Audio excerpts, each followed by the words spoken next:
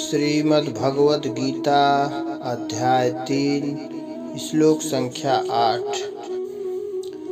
नियतं कुरु कर्मत्वं कर्म ज्यायो ह्यकर्मणः शरीरयात्रापि च तेन प्रसिद्धेद कर्मणः।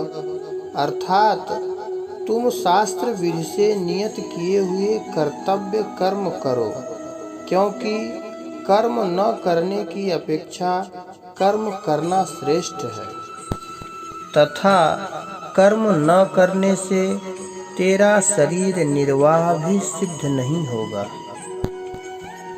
शास्त्रों में विहित तथा नियत दो प्रकार के कर्मों को करने की आज्ञा दी गई है। विहित कर्म का तात्पर्य है सामान्य रूप से शास्त्रों में बताया हुआ आज्ञा रूप कर्म, जैसे व्रत, उपवास, उपासना आदि। इन विहित कर्मों को संपूर्ण रूप से करना एक व्यक्ति के लिए कठिन है, परंतु निषिद्ध कर्मों का त्याग करना सुगम है।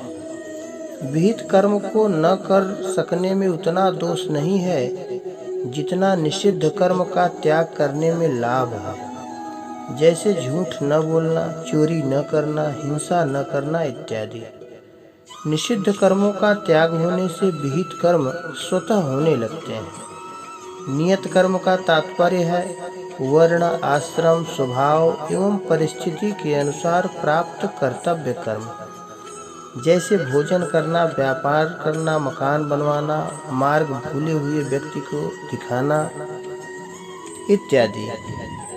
कर्मयोग की दृष्टि से तो वर्ण धर्मानुकूल शास्त्र विहित कर्तव्य कर्म प्राप्त हो जाए, वह चाहे घोर हो या सौम्य, नियत कर्म ही है। निष्काम भाव से कर्म करने वाला कर्मयोगी केवल स्वरूप से कर्मों का त्याग करने वालों से अथवा सकाम भाव से कर्म करने वालों से ही श्रेष्ठ नहीं है, प्रत्युत ज्ञान योगी से भी श्रेष्ठ है।